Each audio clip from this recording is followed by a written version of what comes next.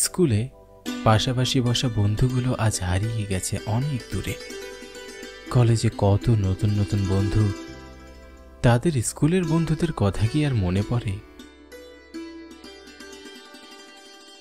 আমি অনুপম।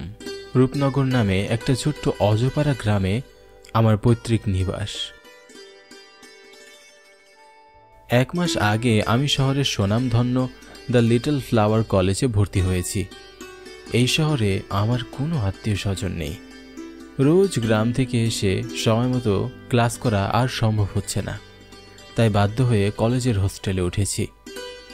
আজ হোস্টেলে আমার প্রথম দিন।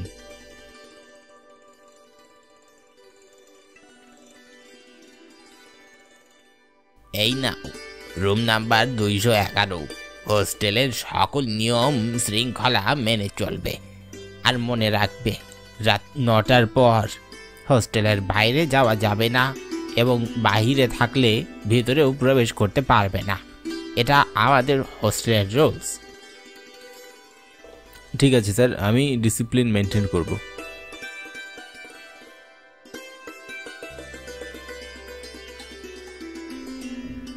আমি হোস্টেলের ম্যানেজার স্যারের কাছ থেকে চাবি নিয়ে আমার রুমের দিকে যাচ্ছিলাম। কলেজটা বেশ পুরনো, কিন্তু পড়াশোনার মান অনেক ভালো। বুক ভরা স্বপ্ন নিয়ে আমি এই কলেজে ভর্তি হয়েছি।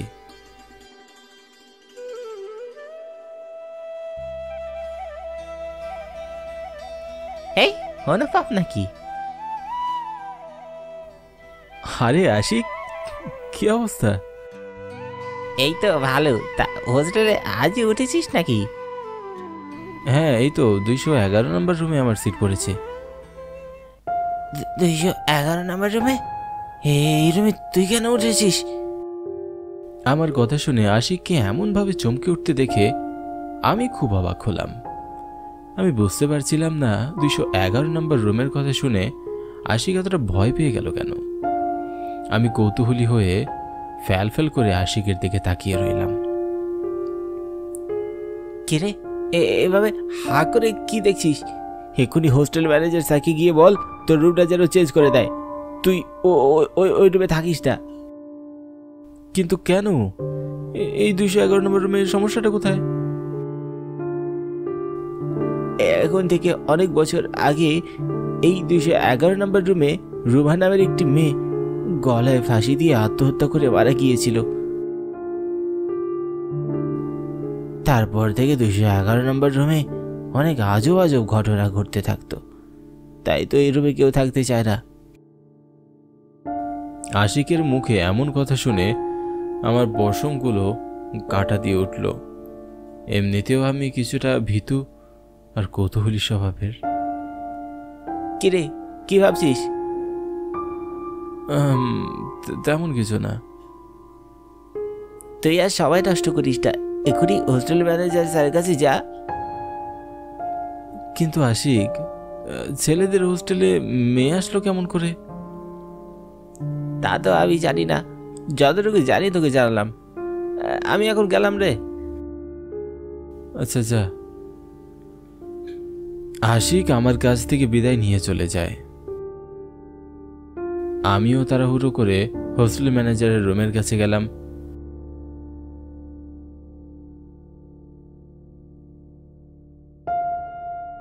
আমাকে দেখে স্যার কিছুটা অবাক হয়ে বললেন, কি ব্যাপার অনুপম, তুমি আবার ফিরে এলে কেন? কোনো সমস্যা? মানে স্যার, আমি আমার হোস্টেলের রুমটা চেঞ্জ করতে চাই। অন্য কোনো রুমে কি আমাকে শিফট করানো যায়? আপাতত অন্য কোনো সিট খালি নেই, তুমি কিছুদিন এই রুমে মানিয়ে নাও। অন্য কোনো সিট খালি হলে আমি তোমাকে শিফট করিয়ে দেব। স্যারের কথায় আমি খুব হতাশ হলাম, কিন্তু স্যারের মুখের উপর আমার আর কোনো কথা চলে না। স্যারের রুম থেকে বেরিয়ে আস্তে আস্তে রুম নাম্বার 211 দিকে এগিয়ে যাচ্ছিলাম। জানি না মনে ভয় আর সংকোচ নিয়ে কিভাবে আমি রাত পার করব।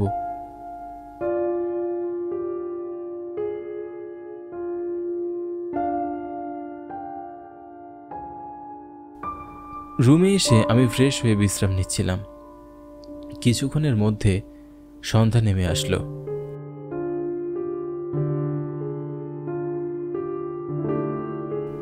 চারপাশ ঘন কালো অন্ধকারে ঢাকা। আমি বিছানার উপর বই নিয়ে পড়ার চেষ্টা করছিলাম, কিন্তু অজানা ভয় আমার মনকে গ্রাস করে রেখেছে। আমি পড়াশোনায় কিছুতেই মনোযোগ দিতে পারছিলাম না।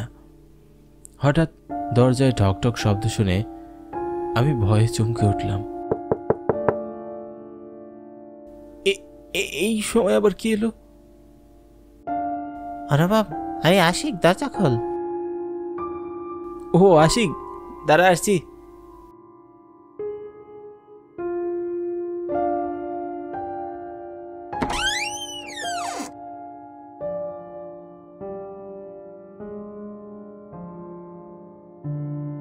কিরে, দরজা খুলতে এত দেরি করলি যে? ওই একটু পড়াশোনা করার চেষ্টা করছিলাম, কিন্তু পড়াশোনায় তো একদমই মন বসছে না রে। একা একা বড্ড ভয় লাগছে আমার। আচ্ছা ঠিক আছে, আর ভয় পেতে হবে না।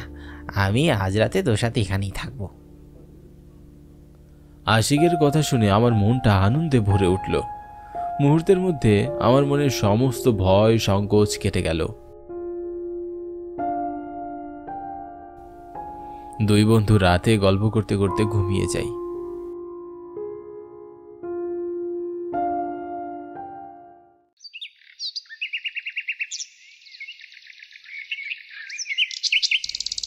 পরের দিন কলেজে ক্লাস আর কোচিংয়ে ব্যস্ত সময় পার করে সন্ধ্যায় দুই বন্ধু হোস্টেলে ফিরে আসলাম। ফ্রেশ হয়ে খাওয়া দাওয়া করে আমরা পড়তে বসলাম। আজ ক্লাসে অনেক পড়া দিয়েছে, আর তাছাড়া যে স্বপ্ন নিয়ে আমরা এই কলেজে ভর্তি হয়েছি তা বাস্তবায়ন করতে হলে আমাদেরকে অনেক কঠোর পরিশ্রম করতে হবে।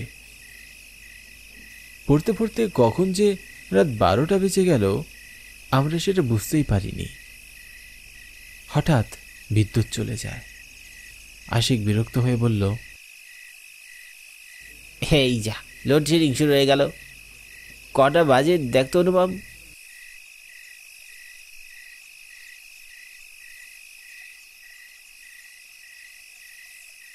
আমি ঘড়ির দিকে তাকিয়ে দেখলাম রাত তখন 12টা বাজে। চোখ বড় বড় করে আশিকের দিকে তাকিয়ে বললাম, রাত 12টা বাজে? কি বলিস কি, এত রাত হয়ে গেছে? এই গরমের মধ্যে তো ঘুমাতেও পারবো না, আর মোমবাতির আলো দিয়ে পড়তে ভালো লাগে না। চল আমরা বরং ছাদে গিয়ে জ্যোৎস্নায় দেখি। না না, আমার এখনো অনেক পড়া বাকি আছে, আমি এখন ছাদে যাব না।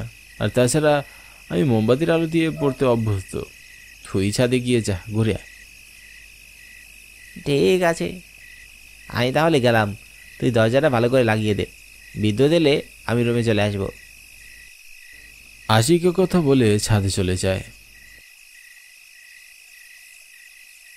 আমি রুমে দরজা ভালো করে লাগিয়ে দিয়ে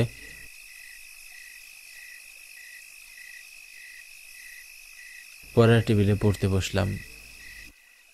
আমি খুব মনোযোগ দিয়ে পড়াশোনা করছিলাম। হঠাৎ মোমবাতির আলোটা নিভে যায়। আমি বিষয়টাকে গুরুত্ব না দিয়ে মোমবাতিতে আবারও আগুন জ্বালিয়ে দিই, কিন্তু কিছুক্ষণের মধ্যে আবার মোমবাতির আলো নিভে যায়। আমি অবাক হয়ে আশেপাশে তাকাচ্ছিলাম। কি ব্যাপার? দরজা জানালা সবই তো বন্ধ, তাহলে মোমবাতি নিভে যাচ্ছে কেন? আমি কিছুই বুঝে ওঠার আগেই পুরো রুম আলোকিত হয়ে যায়। আমি ভীষণ চমকে যাই। এ কি, ফ্যান চলছে না, লাইট জ্বলছে না, তাহলে রুম আলোকিত হলো কি করে? ভয়ে আমার গায়ের পশমগুলো কাটা দিয়ে উঠল। হাত পা শীতল ঠান্ডা হয়ে গেল। বুকের ভিতরে থাকা প্রাণ পাখিটা ধুকধুক করতে লাগলো। আমি দেখলাম আমি যে বইটা পড়ছিলাম তা হাওয়ায় ভাসছে। ভয়ে আমার হাত পা কাঁপতে শুরু করলো। মোমবাতির আলো নিজে নিজেই জ্বলছিল আর নিভে যাচ্ছিল। আমি কি করব কিছুই বুঝে উঠতে পারছিলাম না।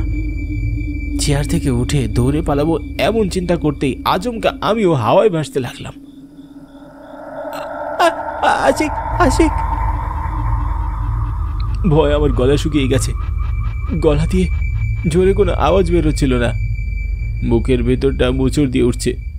মনে হচ্ছে প্রাণ পাখিটা এখনই বের হয়ে যাবে। কে আমার সাথে এমন করছো? আমি খুব ভয় পাচ্ছি। আমাকে নিচে নামাও। হ্যাঁ, আমি তো তোমার কোনো ক্ষতি করিনি, তাহলে এভাবে আমাকে কেন ভয় দেখাচ্ছ?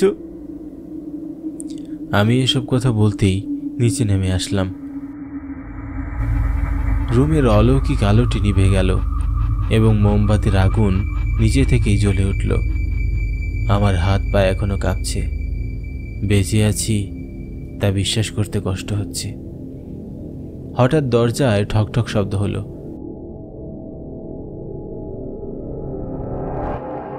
আমি খুশি হয়ে গেলাম। আমি তাড়াহুড়ো করে দরজা খুলে দিলাম। কিন্তু দরজা খুলে আমি যা দেখলাম তা দেখার জন্য আমি মোটেও প্রস্তুত ছিলাম না।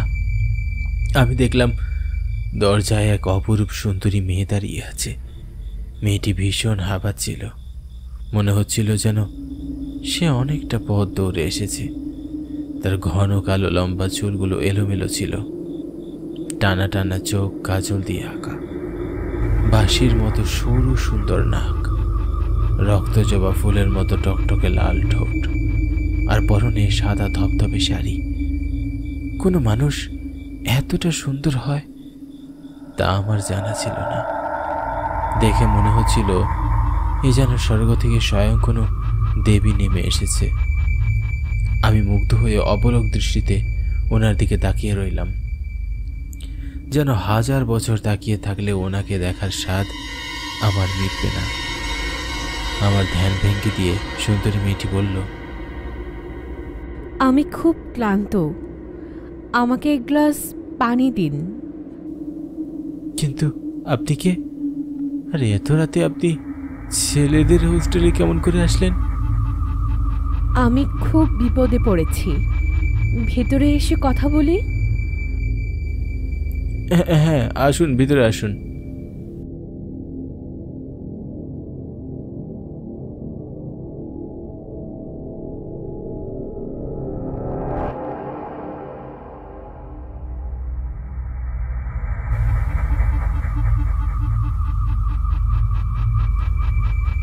বললেন না তো এত রাতে আপনি ছেলেদের হোস্টেলে কেমন করে প্রবেশ করলেন? প্রবেশ করব কেন? আমি তো এখানেই থাকি। এখানে থাকেন মানে? ঠিক বুঝলাম না। সব কথার মানে খুঁজতে হয় না। মেয়েটির ধাঁধা করে কথা বলার ধরন আর আচরণ দেখে আমি খুব আশ্চর্য হলাম। যেখানে রাত 9টার পর আমরা ছেলেরাই হোস্টেলে প্রবেশ করার অনুমতি পাই না, সেখানে একটা মেয়ে কেমন করে প্রবেশ করলো? আমি মেয়েটির দিকে তাকিয়ে অবাক হয়ে রইলাম। হঠাৎ আমার চোখ তার গলার দিকে যায়। আমি দেখলাম মেয়েটির গলায় মোটা লাল দাগ হয়ে আছে। দাগটা এতটাই গাঢ় আর ক্ষত ছিল দেখে মনে হচ্ছিল 5 মিনিট আগে তাকে ফাঁসিতে ঝুলানো হয়েছিল। জানি না কেন আমার প্রচণ্ড ভয় হচ্ছিল। মনটা ভেতর থেকে কুডাক ডাকছে। আমি ভয়ে ভয়ে মেয়েটিকে জিজ্ঞাসা করলাম, আপনার গলায় ওটা কিসের দাগ? মেয়েটা আমার কথার কোনো উত্তর দিল না। আমার দিকে বড় বড় চোখ করে তাকিয়ে রইল। বুঝতে পারলাম আমার কথায় সে বিরক্ত হচ্ছে। তাও বললাম, আপনার নাম কি? আমার নাম? হ্যাঁ, আপনার নাম? আমার নাম রূপা।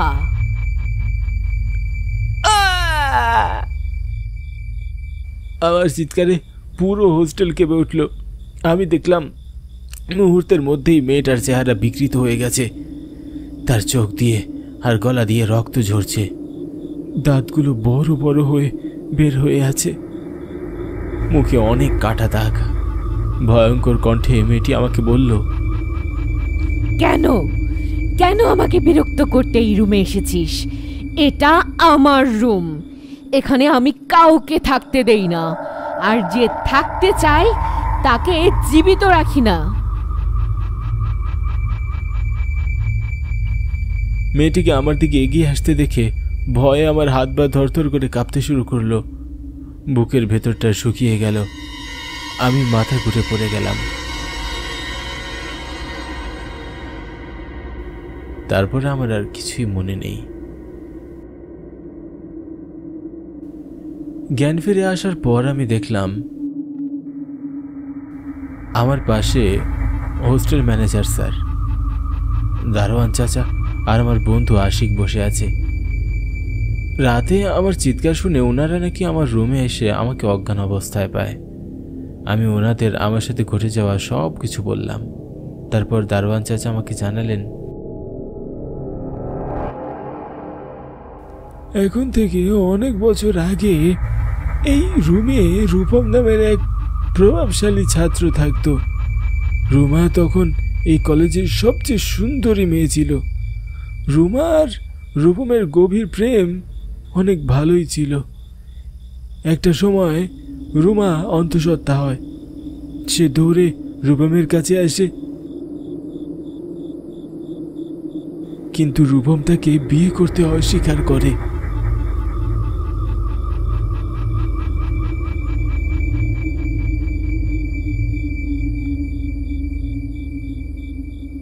রুমা গলায় ফাঁসি দিয়ে তারপর আত্মহত্যা করে। তার কিছুদিন পর রূপমের অস্বাভাবিকভাবে তার মৃত্যু হয়, এবং তারপর থেকে রুমার আত্মা এই রুমে ঘুরে বেড়ায়। সবকিছু শুনে আমার গায়ের পশমগুলো কাঁটা দিয়ে উঠল। তারপর সেদিনই হোস্টেল ম্যানেজার স্যারকে বললাম আমাকে অন্য রুমে শিফট করে দিতে। তারপর সে আমায় অন্য রুমে শিফট করে দেয়। রুমার জন্য আমার খুব মায়া হচ্ছিল সত্যি বলতে।